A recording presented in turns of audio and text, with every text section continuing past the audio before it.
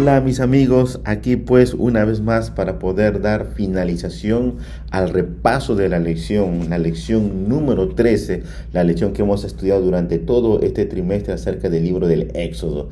Y finalmente llegamos a la lección número 13, pero quisiera agradecer a Dios por darme la oportunidad de poder estar aquí con ustedes a través del canal de YouTube.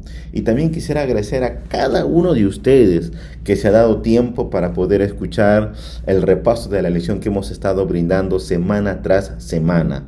Donde te encuentres, probablemente estés en el Perú, probablemente estés en México, probablemente estés dentro de los Estados Unidos o probablemente estás en cualquier parte del mundo, pero te agradecemos a la distancia que te hayas unido a este maravilloso programa para poder estudiar maravilloso repaso de la lección de la escuela sabática. Por tal motivo, mis amigos, ahora quiero orar para que Dios nos acompañe en este maravilloso repaso de la lección de este último trimestre. Y vamos a orar para que Dios nos guíe y nos ayude y nos acompañe. Donde estés, oremos. Querido Padre que estás en los cielos, muchas gracias por permitir estar aquí con tus hijos en el canal de YouTube a través del repaso de la lección de la escuela sabática. Bendice, Señor, a cada uno de ellos y gracias, Señor, por haber puesto su deseo en su corazón de poder estudiar tu palabra a través del canal de YouTube. Te agradecemos tu bendición y agradecemos también tu presencia ahora para estudiar el último repaso de la lección de la escuela sabática de todo este trimestre que hemos estado estudiando el libro del Éxodo. Acompáñanos, Señor, en tu nombre en la lección número 13, hablando acerca del tabernáculo. En el nombre de Jesús te lo pedimos. Amén. Bueno, mis amigos, ya pues estamos aquí, como estamos mencionando, la lección número 13 que lleva como título el tabernáculo. Ahora vamos a leer el texto bíblico. Entonces la nube cubrió la tienda de reunión y la gloria del Señor llenó el santuario, porque la nube del Señor estaba de día sobre el santuario y el fuego estaba de noche a la vista de toda la casa de Israel en todas sus jornadas. Libro de Éxodo capítulo 40, versículo 34 y el versículo 38. Antes de que los israelitas comenzaran a preparar el tabernáculo, Dios les recordó en el Sinaí el mandamiento acerca del sábado a través del cuarto mandamiento de la ley de Dios. Y ahí aparece ese maravilloso versículo bíblico del libro de Éxodo. Acuérdate del día sábado para santificarlo. 6 días trabajarás y harás toda tu obra. Libro de Éxodo capítulo 20, versículo 8 al 9. Y este principio bíblico tiene un origen en los días de la creación en el jardín del Edén, en un mundo perfecto que fue en Génesis capítulo 2, donde Dios dijo sobre este día especial llamado sábado.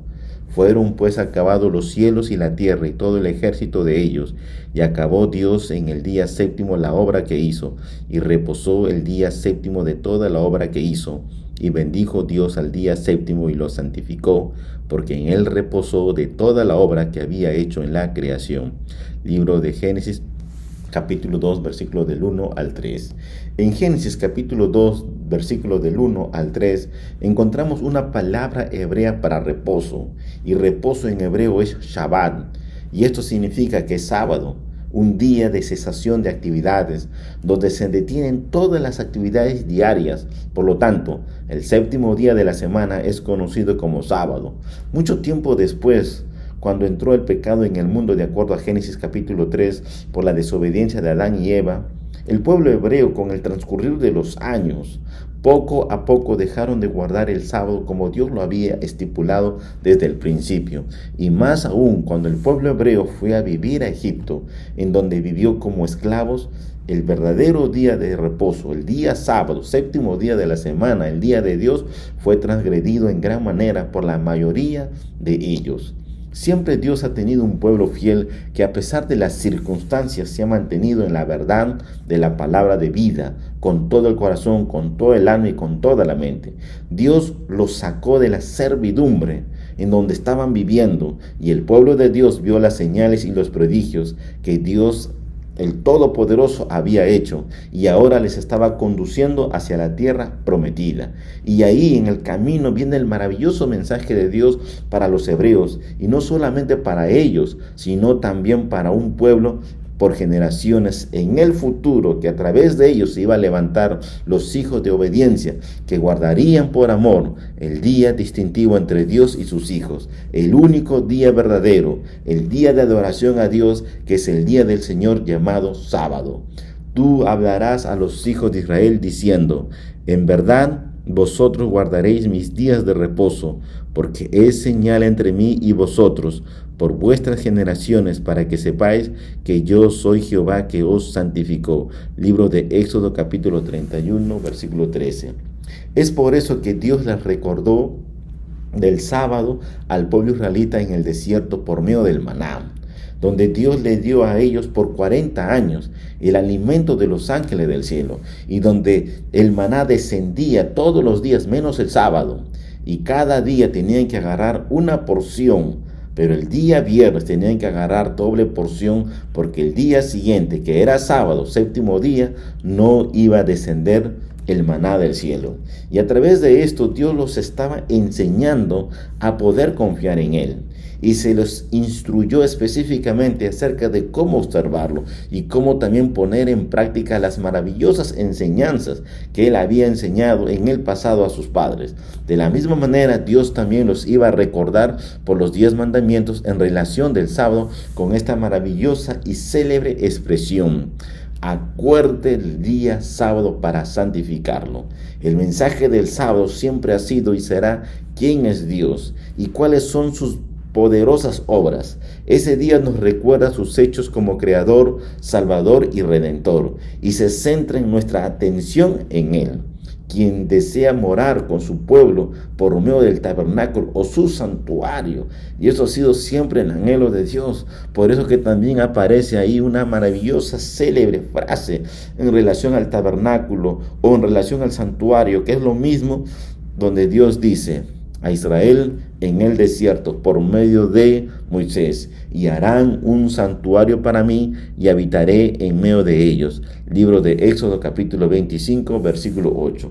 Por lo tanto, el sábado en la historia de la humanidad y como centro de adoración al único Dios verdadero y dentro del registro bíblico transmite un mensaje múltiple. Su esencia puede ser resumida en 5 puntos importantes. Número 1. Dios es el creador. La Biblia comienza con esta asombrosa y fundamental proclamación: en el principio Dios creó los cielos y la tierra. El sábado es el memorial vívido de la creación realizada por Dios. De esta verdad, que Dios es nuestro creador, se desprenden todas las demás verdades bíblicas que vamos a encontrar a lo largo de este maravilloso libro de la palabra de Dios, desde Génesis hasta el último libro de la profecía bíblica, que es el libro de Apocalipsis. Mis amigos, número 2, el Mesías vendrá. Esta esperanza se centra en la promesa de Dios acerca de la simiente, y a través del protoevangelio de Génesis capítulo 3, inmediatamente después, cuando la pareja edénica, Adán y Eva, en el jardín del Edén comieron el fruto prohibido, entonces aparece para Adán y Eva la salvación por medio del protoevangelio, de acuerdo a Génesis capítulo 3, versículo 15. Por lo tanto, el protoevangelio consiste en la promesa de Dios de que vendría el ungido de Dios, o sea, el Mesías príncipe, el Salvador, y de esta simiente, del descendiente, vendría ¿quién? Jesús, el Hijo del Hombre, y que Él vencería a la serpiente, o sea, Satanás, ¿dónde? En la cruz del Calvario, y con su resurrección, al tercer día, Jesús pondría fin al imperio de la muerte, y esto es, al enemigo de Dios. Mis amigos, punto número 3 en relación a este evento: el sábado. Dios establecerá su reino, cuyo anticipo es el sábado. El sábado es el día de Dios y es el día de adoración a Él por todo cuanto hizo, hace y hará en nuestro favor en Cristo Jesús, Señor Dios nuestro. Por eso que Dios puso una señal distintiva entre su pueblo con sus hijos. Y mira lo que dice este maravilloso texto bíblico: señal es para siempre entre mí y los hijos de Israel, porque en 6 días hizo el Señor los cielos y la tierra, y el séptimo día cesó y reposó. Libro de Éxodo capítulo 31, versículo 17. Punto número 4. Jesús nuestro Salvador. La salvación viene del Señor y el pueblo de Dios da testimonio de que Dios es su Salvador y Redentor y que la salvación es el resultado solamente por la maravillosa gracia de nuestro Señor Jesucristo. Por Jesús nosotros somos salvos. Como dice el libro de Hechos, y en ninguno otro hay salvación, porque no hay otro nombre bajo el cielo dado a los hombres en quien podemos llegar a ser salvos. Solamente somos salvos por medio de los méritos de nuestro Señor Jesucristo, nuestro Salvador. Y punto número 5, vemos aquí, Dios es juez. Dios es el juez último de todas las personas. Quienes lo desafían persistentemente y lo rechazan no tendrán futuro, pero Él concede vida eterna por su pura gracia a quienes lo aceptan como su Señor y su Salvador. Por eso, mis amigos, es el tiempo de poder aceptar, es el tiempo de poder estar a cuentas con Dios, al lado de Dios. Él va a poder dar una sentencia justa en su misericordia de salvación por cada uno de nosotros. Fuera de Dios, Dios va a dar un juicio de condenación. Por eso es que debemos estar en Cristo, con Cristo, vivir con Él, por su gracia, y seremos salvos por sus maravillosos méritos en Cristo Jesús, Señor Dios nuestro. Por tal motivo, el sábado es un día muy especial que Dios desea tener comunión espiritual directa con cada uno de nosotros. Y ese día especial tiene características distintivas que no hay para los otros días de la semana. Por eso el sábado es un día de descanso, un día de bendición y un día de santificación. Tan especial es el día sábado que antes de que el pueblo hebreo comenzara a preparar el tabernáculo o santuario en el desierto, Dios les recordó lo que ellos habían olvidado, el mandamiento acerca del sábado, y se los instruyó específicamente acerca de cómo observarlo. Incluso mientras ellos estaban trabajando en la preparación del tabernáculo, las personas debían de respetar y celebrar el sábado completo de reposo en honor al Señor Dios Todopoderoso.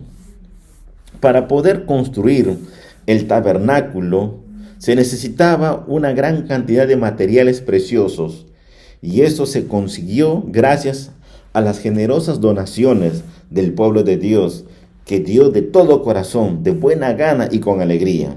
Dieron oro, plata, bronce, lino fino, piedras preciosas, telas especiales, madera de acacia, aceite de oliva, especies y muchos otros artículos necesarios. La gente también donó su mano de obra, pues muchos objetos específicos del tabernáculo y su mobiliario debían ser elaborados mediante su trabajo artístico y diligente.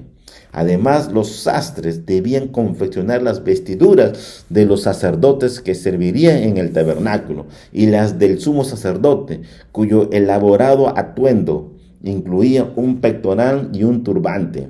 Dios había bendecido abundantemente a los israelitas mediante los regalos que los egipcios les habían dado al salir de Egipto. Ahora era su oportunidad de dar ofrendas de gratitud por el liderazgo misericordioso y poderoso de Dios.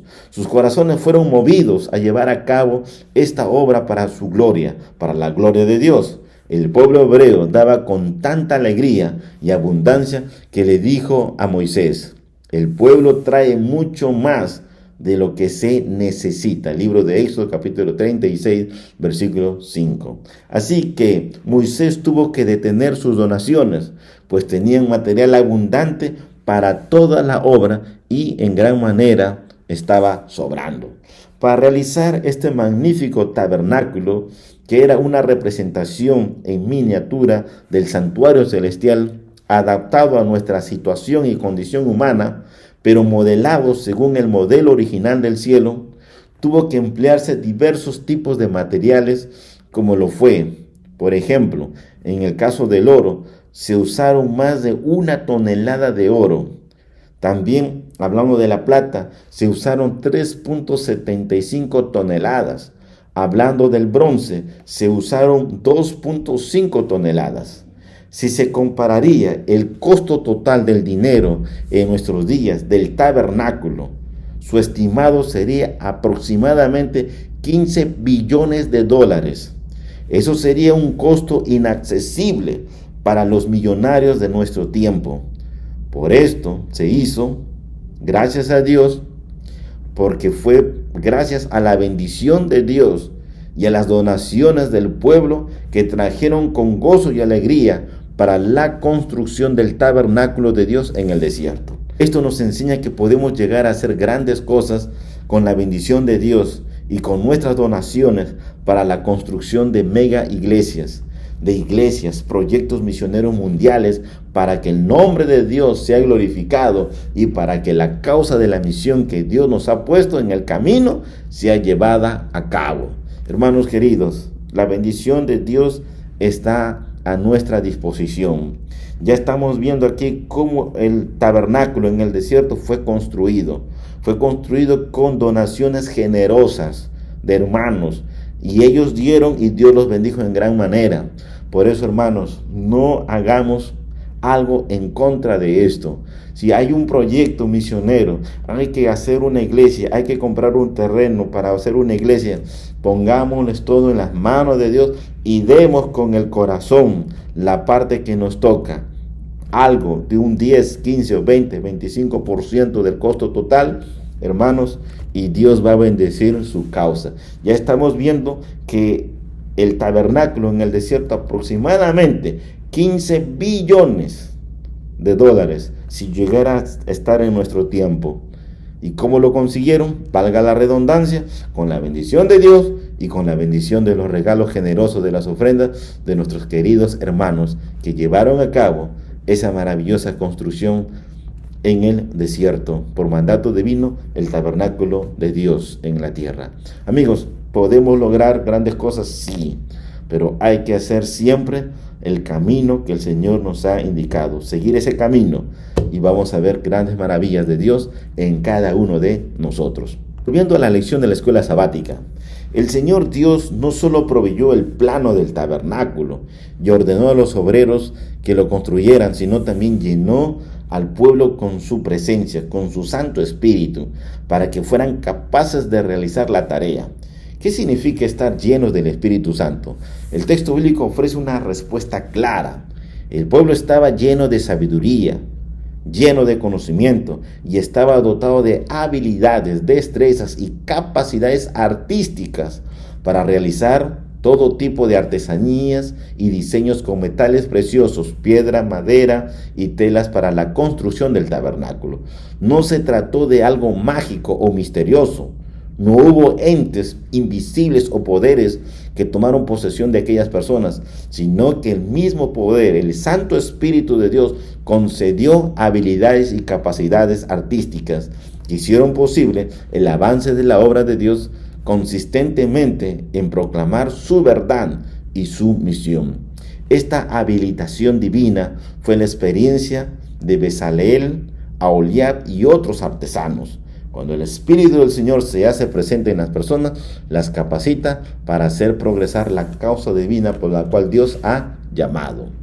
Era un proyecto enorme en la construcción del tabernáculo y había que hacerlo una realidad, exactamente de acuerdo al modelo que Dios le mostró a Moisés. ¿En dónde? En el monte Sinaí. Por eso Moisés recibió de parte de Dios el plano del tabernáculo e instrucciones acerca de cómo construir. Había llegado el momento, entonces comenzó la construcción. Si se incluye el trabajo diligente en la confección de varias prendas de vestir, hablando acerca de los sacerdotes, hay 10 puntos muy importantes y principales que debemos de recalcar de este evento del tabernáculo en su construcción. Número 1, el tabernáculo. Número 2, el arca. Número 3, la mesa. Número 4, el candelabro. Número 5, el altar del incienso. Número 6, el aceite de la unción y el incienso. Número 7, el altar del holocausto. Número 8, la fuente para el lavamiento de las manos. Número 9, el atrio. Número 10, las vestiduras sacerdotales, el efod, el pectoral y otras prendas de vestir. Moisés inspeccionó todo el trabajo del tabernáculo y comprobó que había sido hecho todo lo que el Señor había mandado. Y esta frase se repite 3 veces para poder enfatizar la precisión y la obediencia de las indicaciones divinas que Moisés lo logró juntamente con su equipo en la construcción del tabernáculo en el desierto. Moisés se sintió muy complacido por el trabajo realizado y bendijo todos los trabajadores. El tabernáculo debía ser erigido el primer día del primer mes según las instrucciones de Dios. Casi un año después de que los israelitas salieron de Egipto, cuando la gran tienda estuvo lista, varios sectores especiales fueron acondicionados dentro y fuera de ella, empezando por el lugar santísimo y terminando por el patio o atrio. Cada espacio estaba delimitado por una cortina. Por ese motivo, el tema principal, mis amigos, de esta sección del libro del Éxodo está relacionada con el tabernáculo, en donde estaba la presencia de Dios y en donde Dios quería estar con su pueblo. Y así se describe en el libro de Éxodo capítulo 40 la dedicación de este maravilloso mueble, de este maravilloso lugar especial. Entonces, una nube cubrió el tabernáculo de reunión, y la gloria de Jehová llenó el tabernáculo, y no podía Moisés entrar en el tabernáculo de reunión, porque la nube estaba sobre él, y la gloria de Jehová lo llenaba. Y cuando la nube se alzaba del tabernáculo, los hijos de Israel se movían en dos todas sus jornadas. Pero si la nube no se alzaba, no se movían hasta el día en que ella se alzaba, porque la nube de Jehová estaba de día sobre el tabernáculo, y el fuego estaba de noche sobre él, a la vista de toda la casa de Israel en todas sus jornadas. Libro de Éxodo, capítulo 40, versículos 34 al 38. En la dedicación del tabernáculo, la presencia de Dios llenaba el tabernáculo y se manifestaba de manera invisible con la nube, o como la gloria, o como la Shekinah. El libro de Éxodo termina diciendo, haciendo un hincapié a la presencia divina y su conducción mediante la nube durante el día y la columna de fuego por la noche. De una forma muy concreta y poderosa, el pueblo hebreo iba a experimentar no solamente la realidad de Dios, sino también su presencia, que iba a ser cercana y permanente mientras los guiaba ¿hacia dónde? Hacia la tierra prometida. En otras palabras, Dios quería estar junto a su pueblo para que éste pudiera contemplar su gloria, la Shekinah. El hecho de que Dios llenara el tabernáculo con su presencia fue el gran clímax de los acontecimientos desde el nacimiento de Moisés, el llamado de Dios para ir a Egipto y liberar a su pueblo que estaba en servidumbre, y con la derrota de los dioses egipcios por medio de las 10 plagas de Egipto, con la huida de Egipto y con la derrota del ejército egipcio, y finalmente con la revelación de Dios en el monte Sinaí. Por tal motivo, el punto culminante en la dedicación del templo fue el hecho de que la gloria del Señor llenó el santuario, representada por la nube como una señal visible de la presencia de Dios. En otras palabras, el tabernáculo llenó toda la gloria de Dios, llenó la gloria de Dios. Constituye un clímax y una conclusión muy apropiado para el libro del Éxodo, y debería motivarnos a cada uno de nosotros a cultivar la presencia de Dios en nuestra vida. Día tras día, momento tras momento, nuestra vida tiene que experimentar una comunión con el Señor Jesucristo en adoración, en entrega completamente, para poder ver la gloria de Dios que se ha de manifestar con su Santo Espíritu. Número 1, a través de su palabra. Número 2, a través de nuestra vida. Y número 3, con las cosas o personas que Dios puede llegar a poner en nuestro camino. Pero el punto principal es vivir una vida de comunión para poder ver la gloria de nuestro Dios, el Dios Todopoderoso. Una vez manifestado la gloria de Dios en la dedicación del tabernáculo, los israelitas eran guiados por Dios de una manera visible mediante la nube durante el día. Esa misma nube se convertía en una columna de fuego por la noche.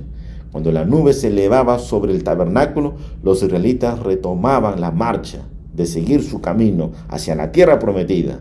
Por la gracia de Dios, mientras el tabernáculo estuvo en el desierto por esos 40 años, Dios nunca abandonó a su pueblo. Por lo tanto, no fueron condenados al fracaso, ni a la destrucción, ni a la muerte. ¿Por qué? Porque Dios estaba guiando a su pueblo hacia la tierra prometida.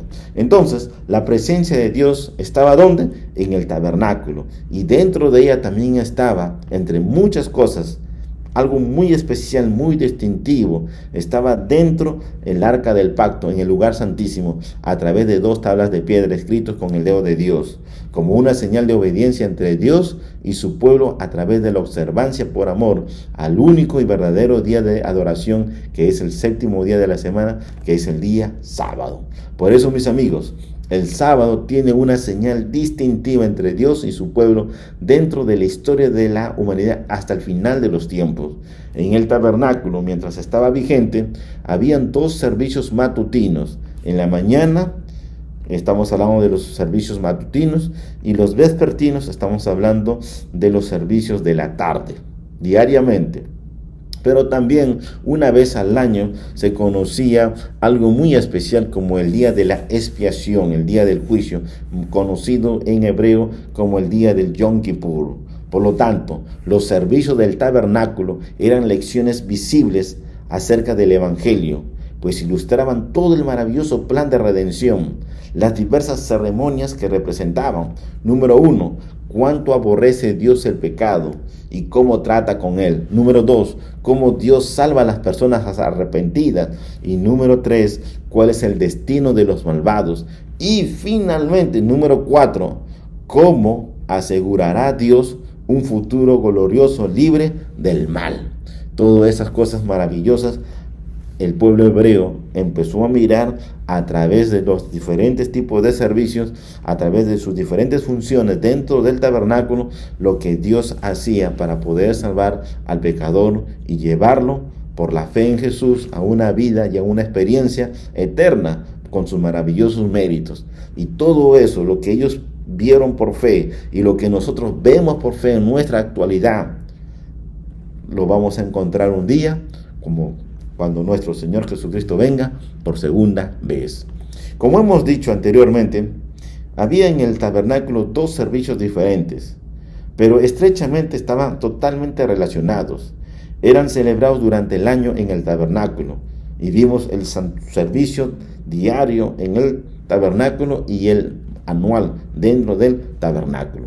Este ministerio en 2 fases ilustraba cómo actúa Dios con el pecado y cómo salva a los pecadores.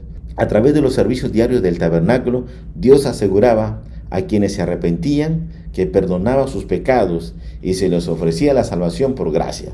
Para recibir este don de la salvación era necesario realizar ciertos sacrificios de animales cuya sangre señalaba la futura muerte del Mesías, cuya sangre nos iba a limpiar de todo pecado. La confesión de pecado y la aceptación del manto de la justicia de Cristo eran el centro de este maravilloso don. De este modo, el pecador arrepentido recibía la seguridad de su perdón y podía regocijarse en la salvación que era otorgada solamente por la muerte del Cordero, que prefiguraba a nuestro Señor Jesucristo. El servicio anual, que era una actividad de una vez al año, realizado durante el día de la expiación, demostraba cómo erradicaba Dios el pecado, cómo Dios resuelve el problema del mal, y que este mal iba a poder ser eliminado completamente.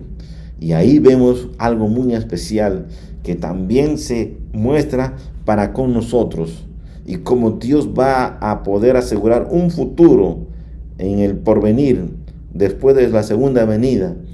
Va a asegurar su futuro, nuestra vida de la humanidad, en un mundo sin nunca más con existencia del mal. Porque todas las viejas cosas van a pasar, mas ahora van a ser todas hechas nuevas. Pero cuando Jesús venga por segunda vez. Mientras tanto, estamos nosotros preparándonos ahora en verdad y en espíritu, para poder ver la gloria de Dios viviendo con Él, ahora, desde ahora y para siempre, en Cristo Jesús, Señor Dios nuestro. Todo esto del tabernáculo y sus servicios se ve en el Antiguo Testamento, tuvo sentido cuando vino Jesucristo. Y ahí fue donde se cumple el protoevangelio. Y de acuerdo a la profecía bíblica de Génesis 3:15, esto se ve en ¿quién? En el Mesías príncipe. Dios había dicho también por medio del profeta Isaías: el mismo os dará señal. He aquí que la Virgen concebirá y dará a luz un hijo, y llamará su nombre Emmanuel. Libro de Isaías, capítulo 7, versículo 14.